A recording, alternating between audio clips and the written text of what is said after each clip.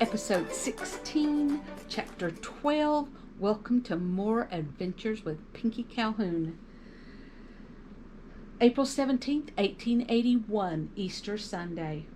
Some kids my age still believed Oschter Haws left eggs for them. Elmer and I had each gotten 3 blue eggs.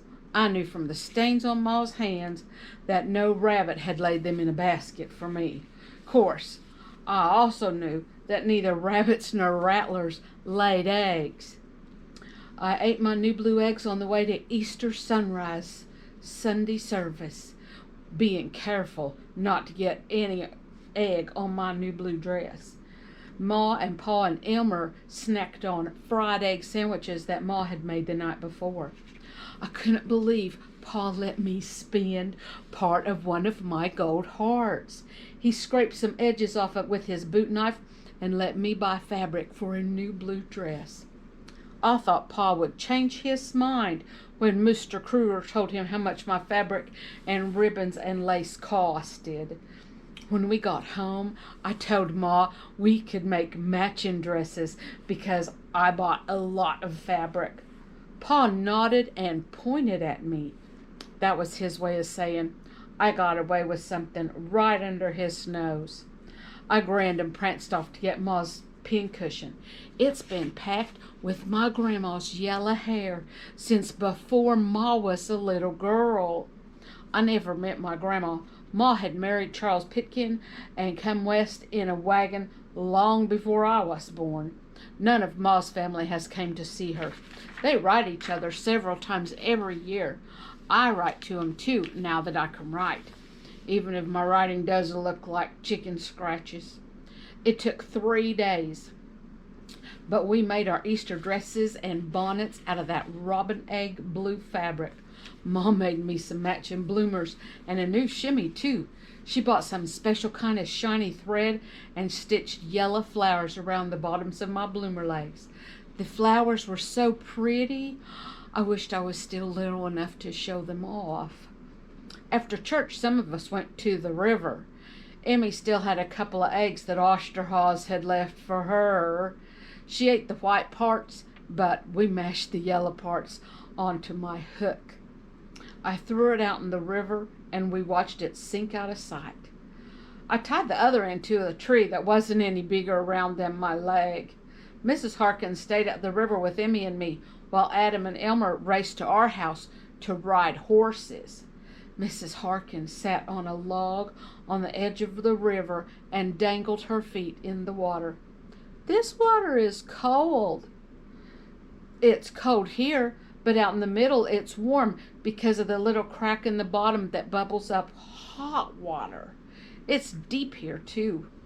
I warned her, "If you can't swim, you best not fall in. You have to swim a half a mile downstream to get out." Emmy's voice shook when she added, "There's turtles too. They'll bite your toes right off. My papa says so." I scoffed. "Who do you know that's missing toes?" Her face flamed red and she hissed, "Pinky Calhoun, you're the one watching boys swim naked. I don't even know who swims here." "You do know Adam and Elmer. Adam does not swim naked." Mrs. Harkin had been pretending she couldn't hear us, but she snorted, so we knew the truth. "Yes, he does. I've seen him." I should have stopped there, but my mouth kept running. "Naked as a jaybird. He splatted on the water like cow pie hitting hard ground. I seen the Gosling twins and their little brother too, and one of the Indian boys was here, but the other one wasn't, and I can't tell them apart unless they're together. And that Robert guy, Sheriff Bustos' nephew, he was here. There were 2 more, but they're from Leakin Rock, I guess, not Walsenburg." "How can you have seen Adam naked and still talk to him without dying? I'd die of mortification if I'd seen any of them naked and had to talk to them." "Well, Mostly, if I think about it, I remember watching Adam land flat of his belly when he lost track of where the water was. I thought he must be dead. The other boys worried too. They all swim out to him.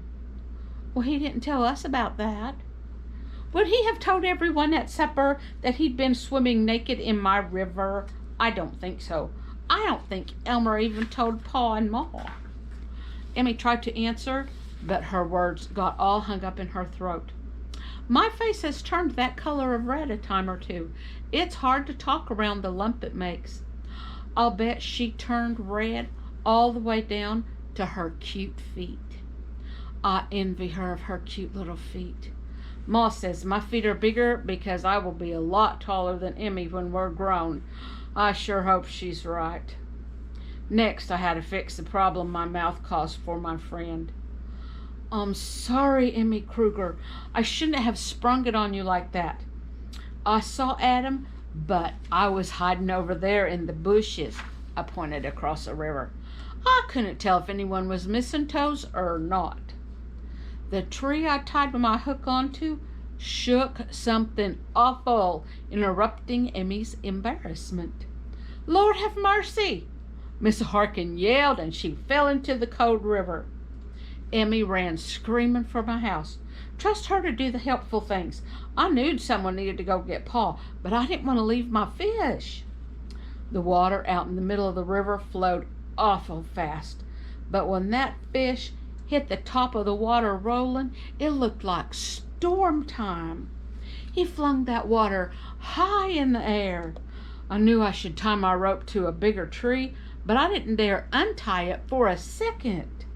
My heart pounded harder and faster than I thought was possible. I couldn't hear anything but my heart slamming in my ears like horses galloping inside my head. Mrs. Harkin got wet up to her waist when she fell in. She pulled herself out of the river by grabbing the fish rope and pulling herself to the tree. The rope held with Mrs. Harkin and the fish both pulling on it. Knowing the rope was that strong made me feel a little better. I heard real hoofbeats pounding in my direction. Elmer bounced off of Patches and dropped Emmy next to me. Did you tell Pa? Emmy shook her finger at me. I seen Elmer. I made him give me a ride. When I told him why, he came here instead. Adam rode to town to tell the people there. If I boost you up on Patches, will you get Pa? I hate horses, you know that. Her whole face went paler than her pretty little eyelids. I thought she might cry. I hugged her and told her I was sorry. But Emmy, when my knee messed up, you took the horses and tied 'em up. I thought you weren't scared anymore. I can't help it. Her chin wrinkled like mine when I cry. You rode with Elmer. I watched as Emmy's face flared redder. I wondered about her and Elmer. I'm going to marry Adam one day. I haven't asked Emmy who she's planning on marrying. I wonder if she's making plans about my brother. Mrs. Harkin took a hold of Elmer's shoulder. One of us should go get your parents. Elmer moved his head back and forth real slow with his mouth hanging open like a daffy. I thought he forgot how to talk. I looked at the river. The fish had that tree bent way over. I prayed that rope would hold. Is it all right if I ride Patches to your house? Mrs. Harkin had to ask Elmer twice before he quit gawking at the fish and paid attention to her. He barely nodded as he turned his head back to watch the fish tear up and down the river. We couldn't see the fish, but we could see where the rope cut through the water. I could tell Elmer was glad he got to stay. That fish put on a great show. It churned the water something fierce when it got close to the surface. A couple of times it got close to the shore. I didn't get a good enough look to tell if it was bigger than the last one or not. All I could tell for sure was that we had caught a monster. Mr. and Mrs. Harkin and Pa and Ma came back in the wagon with Patches running along behind. When my folks are in a hurry, Pa lets Ma handle the reins. He brags that the horses run faster for her. I tried to sit still, but I had to keep running up and down the river. I couldn't decide whether I was more afraid the fish would get loose or afraid it wouldn't. Ma got tired of watching the fish and found some pretty yellow flowers that she called narcissus. She showed them to Pa. He said someone must have had a cabin here a long time back and planted them back then. Ma looked around some more and found a square made of stones that had to be the foundation for that cabin. The wood had all rotted away. A pile of stones marked where the chimney must have been. Adam came back, but nobody came with him. I like to have died having to leave the river without my big old fish. The only good thing was getting to ride back to our cabin with Elmer and Adam. Come on, Pinky, double up here. Elmer kicked one stirrup loose and held out his hand. Emmy shoved me out of the way and grabbed his hand. He winked at Adam and pulled Emmy up to sit in front of him. Adam smiled and reached down his hand to me. Emmy was right. I like to have died when I remembered watching him swim naked. I couldn't say a word. I turned red from the top of my curly red hair to the bottoms of my brand new blue boots. He scooted backwards and sat me sideways in the saddle in front of him, just like Elmer had done for Emmy. Emmy looked at me, and instead of a wink, she raised one eyebrow quick a couple of times. Maybe she does know I'm sweet on her brother. I winked at her and turned redder. Mr. and Mrs. Harkin had given me a pair of blue boots to celebrate Easter. I can't imagine where someone found a blue cow to make blue boots. The boots were only a little bit too big, and I loved them. I loved the boots, and I loved the Harkinses. I couldn't wait to come back and collect my fish. The next morning, I raced through my chores. I hurried so much that I spilt my milk twice at breakfast. Ma threatened to swat my behind if I didn't calm down. I cleaned up my messes really well both times because spoiled milk stinks. Pa sat at the table chatting with Ma about all the things he should be doing instead of going fishing. I just knew I'd say something stupid before he got around to hooking up the horses. Finally, we headed to the river. Pa must have had better faith in my fishing line than I did. I'd have kicked Patches all the way to the river to find out if I had a fish or not, if they'd have let me.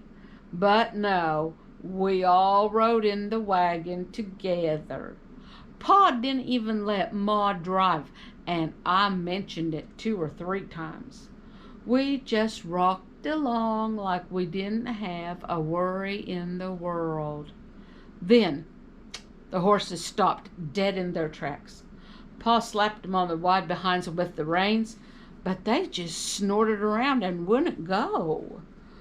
I nearly got out of the wagon before Pa made that "don't do it" sound that he uses sometimes. I snuck to the back of the wagon and spit on the grass behind us. Elmer thumped me on the head, but he didn't tell Pa. If Pa even thought I was spitting 'cause I didn't want to sit still, I'd probably never see the river again. I moved to stand behind Ma, but couldn't see what Pa and the horses knew was there. Pa walked back and forth in front of the horses. I can smell it. It or them? Ma wanted to know. Pa just nodded and kept walking back and forth in wider and wider paths. I saw him jump high enough to get both boots higher than his guns. His right-hand gun was out and firing before he landed. Astonishment threw me to my knees. I jumped into the seat next to Ma. What just happened? I knew what I had seen, but I didn't know what it meant. I leaned forward, shading my eyes. but still not able to see what would have made Pa leap into the air like that. Ma chuckled. Pa just shot himself a rattler. Elmer swung one leg over the side to climb out of the wagon, but Pa shook his head. Elmer picked me up and sat where I'd been standing. Then he let me sit on his lap. Astonishment was a 5th grade word a few weeks back. Ma and Elmer both laughed. Emmy was furious with you for using dubious. Well, I can't help it. Words pop into my head, and they aren't bad words, but they aren't always comfortable words. We watched as Pa dragged that snake's carcass out of the horse's way. He clucked to them, but they still wouldn't move. When he started walking back and forth again, I could see something a whole lot like fear making him jumpy. I hoped I got to see him jump in the air and shoot again. This time he saw the snake before it struck at him. He palmed his left-hand gun and the snake died. I didn't even have to see it to know it happened. He tossed that snake close to the other one. Okay, Elmer, you can come get these rattles. One of them had 13 rattles. The little one only had 9. When they were completely dry, Elmer would put them in my treasure box. Lately, he'd started calling it my dead animal parts box. I couldn't help it if it smelled a little funny from time to time. At least I didn't keep Pa's magic fish sauce in there. It would have chased us all out of the house. My rope hung loose from the tree. My shoulders sagged lower than laundry what got rained on the clothesline. Oh no. I just knew that my fish and my hook and part of my cute little rope were miles down the river. I slowly started pulling in the slack to see how much rope was left and how much that big old fish had taken with him. Sudden-like, that rope came to life and went zinging off up the river. The rope grabbed me by one leg and dragged me. Then it flipped me into the river mud. Fatty and Bacon Boy splashed in and near trampled me. I grabbed a hold of Bacon Boy to stand up, and he took off up the river. I slid in the slime at the river's edge. Mud and goo covered me from my face to my boots. I knew how Elmer felt when he forgot to let go of the rope, except he didn't have to wash his clothes. Pa finally slowed down laughing long enough to help me out of the freezing river.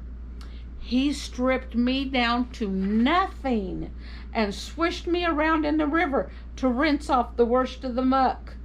Ma tossed Elmer an old picnic blanket from under the seat of the wagon, and they wrapped me up in it.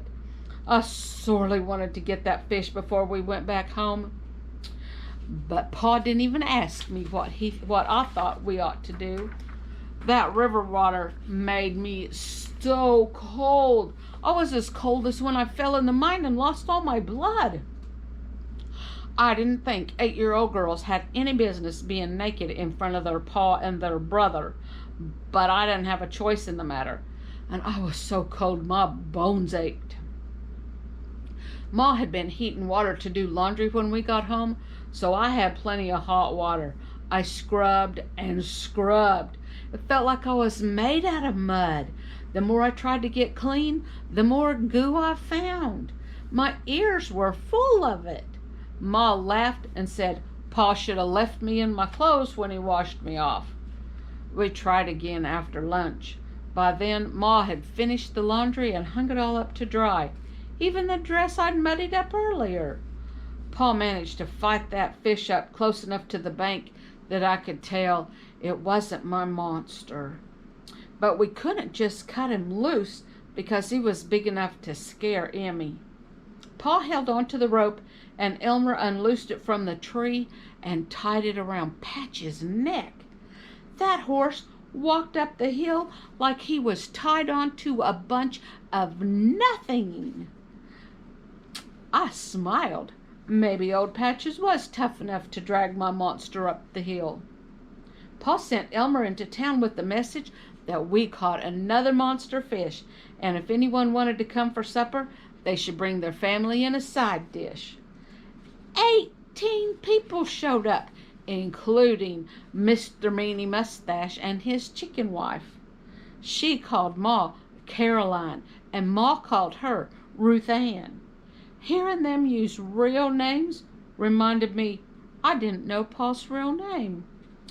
When the sun had gone down and the stars shone bright, I crawled in Pa's lap and whispered in his ear.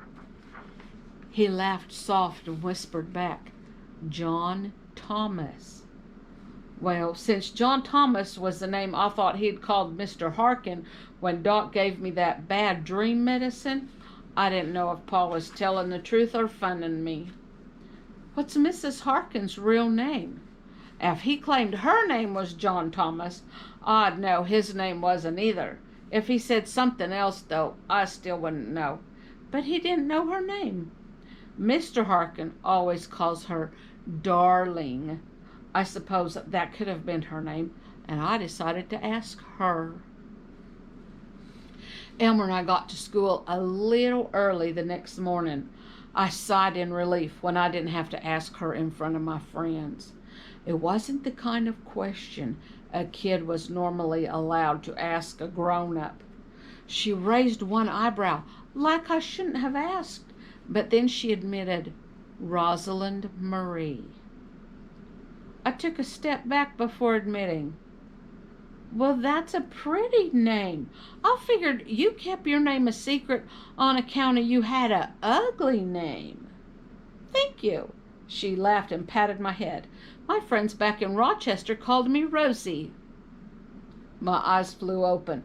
But that's a pig name, she finished for me. I love Rosie the pig. She's Bacon Boy's ma. And Fatty's ma, too. I opened my mouth and the words fell out. When you have babies, you can't name them Bacon Boy and Fatty. That'd just be wrong even if your name is Rosie. She stared at me for so long I just knew I'd said something awful. Then she laughed.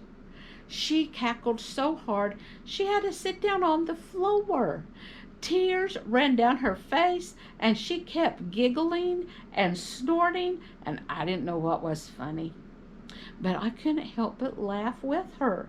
The other kids came in and some of them laughed too. Thank you so much for joining Pinky on this adventure, and it should have been available on YouTube earlier, but that was my mistake. I thought I had it posted and I didn't. So I will put it in, but I'm going to put it in the wrong order because this is 16 and I've already got 17 done. So I do apologize to you guys.